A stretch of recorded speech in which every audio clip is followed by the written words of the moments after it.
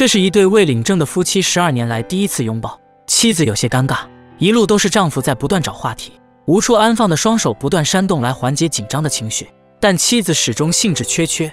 在2007年，毛辉因为年纪轻讲义气犯下错误，被捕时孩子才刚出生33天。高墙内的生活异常难熬，大多时候毛辉都是通过书信与妻子通信。每次阅读妻子的来信，毛辉都是以泪洗面，因为妻子每一个难熬的日子，他都不在身边。在高墙内，每晚会组织观看新闻联播，帮助他们了解外面的社会。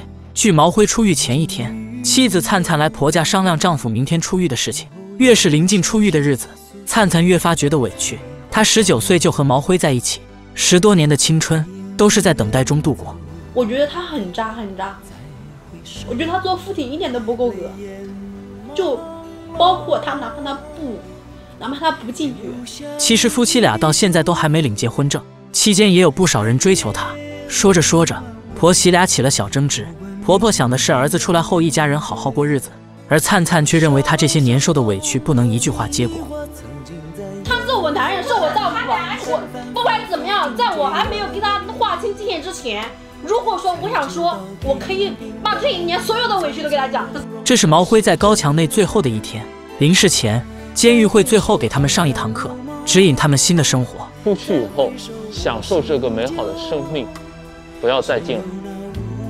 主管最后做了心理谈话，换上便装，毛辉自由了。对所有释放人员，警官都会送上一句话：千万不要回头，前面的路就由你自己来走，我们不送你了。出来第一件事就是从头开始，妻子带他去理发店剪了个头发。10多年与社会脱节，就连剪头发的推剪毛辉都觉得新鲜，然后还要在外面洗个澡，洗去一身的污垢才能回到家。接风宴上，毛辉痛哭流涕，10多年未尽孝，他愧对父母的养育之恩，孩子的整个成长过程缺失，他没有尽到父亲的责任。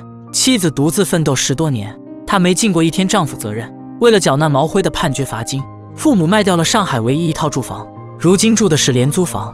最困难的时候，父母做保洁带着孙女住地下车库。吃完饭，妻子独自开车要回自己的住处，毛辉将头探进车内，有太多的话，他不知道应该从何说起。毛辉进去时还是用着诺基亚的时代，女儿教会了他用智能手机。晚上，毛辉翻来覆去无法入睡，用手机给妻子发短信，妻子表面上冷淡淡的回复，其实他此时也同样失眠，心情复杂和委屈。经过10多年的奋斗，灿灿不仅创业开了自己的美甲店，买了车，还在老家买了新房。即使是没有一纸约束的婚姻，灿灿也没再另寻知音。肯定对他还是有感情的呀，不可能说那么现实的，那么现实早就跑了。他打算考验一下毛辉，如果毛辉能拿出50万，给以后生活一个保障，他愿意重新和他在一起。出狱第3天，毛辉新办了身份证，当务之急是找一份能养活自己的工作。10多年未接触社会，毛辉还以为找工作要上人才市场，却被告知早已经关门了，自己曾经待过的店也已经物是人非，带上了案底，找工作更加困难。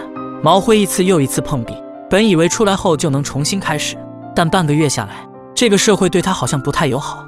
1个月后，毛辉决定来到灿灿老家安徽亳州，跟灿灿的弟弟一起做 APP 推广，一方面挣钱，一方面能围点打援，跟他的家人走得近一些。